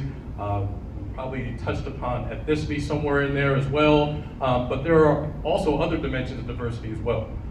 It could be anything from religion to income to political view. That's big right now, right? So we know there are a lot of different things that make people different. And at the end of the day, it really comes down to being able to recognize and validate another person's experiences, and to recognize that their experiences then will kind of form their perspective of life. And that when we create an environment where we can truly learn from each other's experiences and be able to grow from that place of maybe sometimes being intolerant to then becoming tolerant, then moving from being tolerant to being accepting, and then from being accepting to appreciating differences, that's really what makes up for what we might consider a lack of diversity, but sometimes not recognizing that diversity is so much that we don't always even fully encompass what it is. So it's really been a pleasure working with the school and continuing to kind of build on all the great things that they were already doing, but really just starting with awareness, right? And so when I have more awareness, then it allows me to act in a different way than I may have before I even recognized what was around me and learned how to appreciate it. Something else you'd like to talk about? If there's still time. Okay, so Mayor Carr, I reached out to you over a year ago when you talked about the train station. I know this has nothing to do with this, but like with this whole community here, I figured I'd bring it up. So, why not, right? She's got the platform. I have the platform, I'm gonna say it. So I wanted to just let you know that I've been in contact with Kelly Doucette, who's Mikey Sherrill's congresswoman, and she sent me an email just this week that said, but I was on a call with New Jersey Transit the other day, and we talked about the provision for funding to improve ADA compliance of transit stations in the infrastructure bill. They are unfortunately still waiting for implementation guidance from the US DOT on this, so we're still in a holding pattern, but I will keep you updated as we hear more, Kelly. I just wanted to let you know, because I don't know if any of you know this, but the Morris Plains train station is not wheelchair accessible. I grew up here, never crossed my mind really, because you don't necessarily notice. So anytime I want to take the train into the city, you go anywhere at all. Even if I just wanted to go to Morristown, just go visit Glenbrook Brewery, because my friend opened that brewery up. And it's only one train station away, but I can't get on the train. It's just one of those things that it's become very noticeable to me, and how it has nothing to do with Morris Plains, I have to say. Nothing. It's a New Jersey Transit thing. So I'm going to get that. Sorry, that made me nervous. It has nothing to do with our town. It's a NJ Transit thing. And I, just making everything accessible would be so nice. If I may, and this may be off topic now, but Yeah. she reached out to me, like you said, about a year ago. And again, like the handicap spaces, this is things that you really don't notice. And I never noticed it. You just walk, you go across the street or whatever, and you walk it. You know, we can go over a curb. Handicapped person can't. So I gave her a bunch of resources, told her that I would help any way that I possibly could. So positive. Yeah, I connected with people, I which is do great. have a coming up with myself, so I'm bring that up to her. The very responsible. Yeah. We just gotta keep pushing the buttons because Mars Plains, this is our town, and we want this to be a place that people feel welcome to come to. So if someone is in a wheelchair and they want to stop at the Mars Plains station and go to Arteriovenous, they're not going to be able to because they can't get off the train.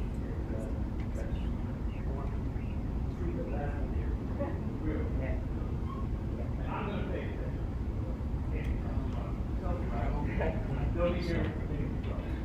I freeze it and change the I'm just gonna let you know. Is that a Chromebook? Yeah.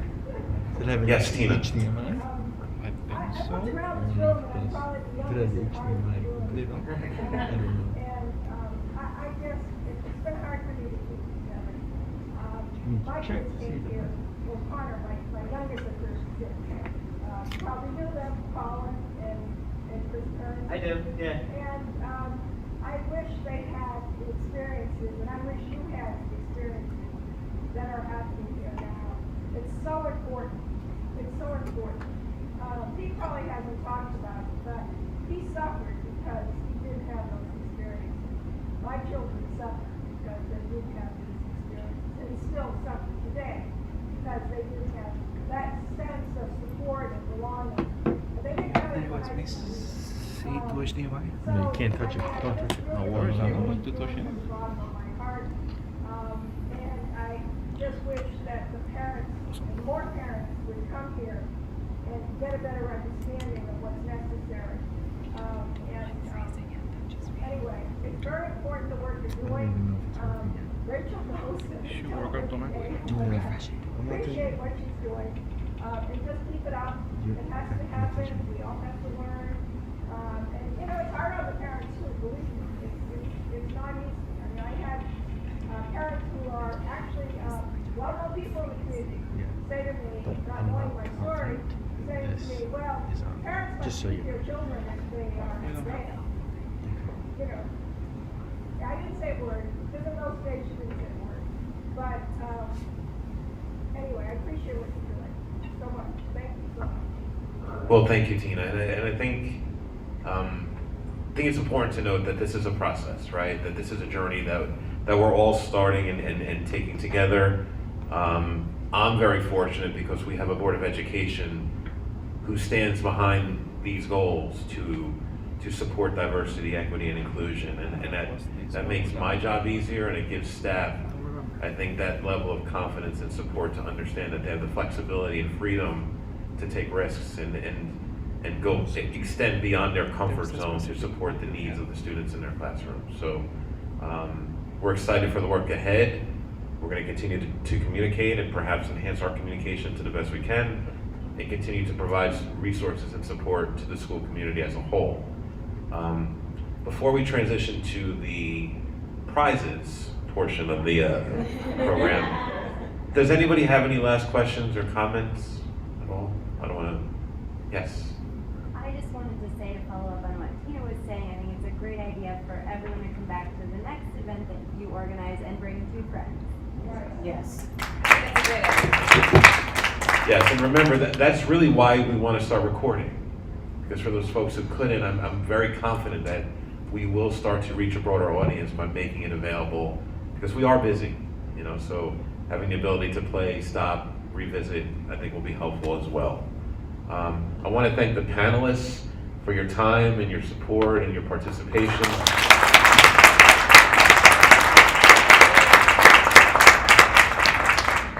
I also want to thank the DEI committee for all that you've done and all that you've provided for our school community. You are parent volunteers with a passion, and we would be foolish not to stand behind that and not get in your way, and we're happy to join forces and really work hard to make a difference. So thank you to the DEI committee.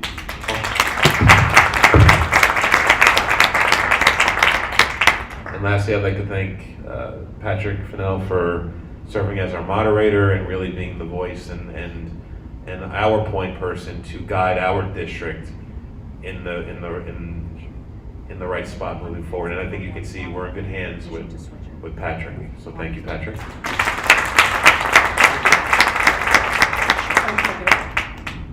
If anybody has any questions wants that me you back. didn't get to ask tonight, or anything you think of tomorrow or in a week, our email, Facebook, Instagram, everything is up there.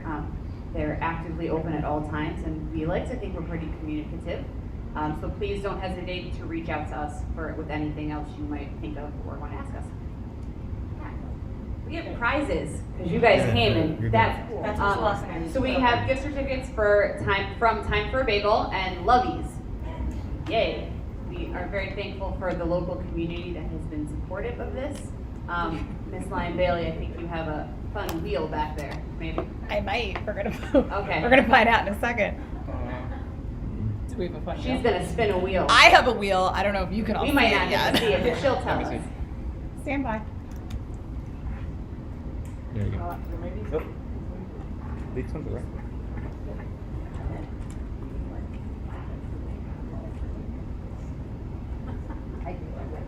Stop doing it.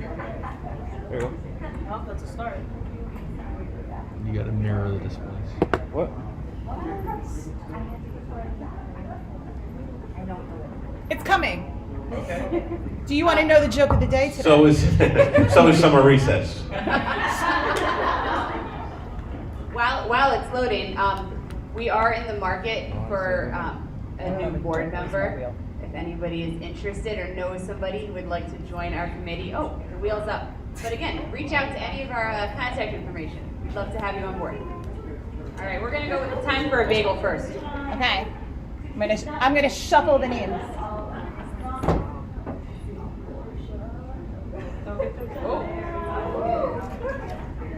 So fancy. Innovative. Just for Hardy. I'm gonna get up. I'll get to see later. All right. We have a Lovies gift card next.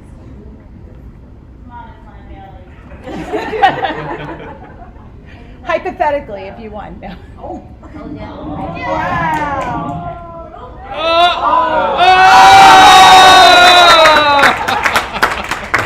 That was really close. Sorry. I'll give it back. You guys can do it. Do we have more? Okay.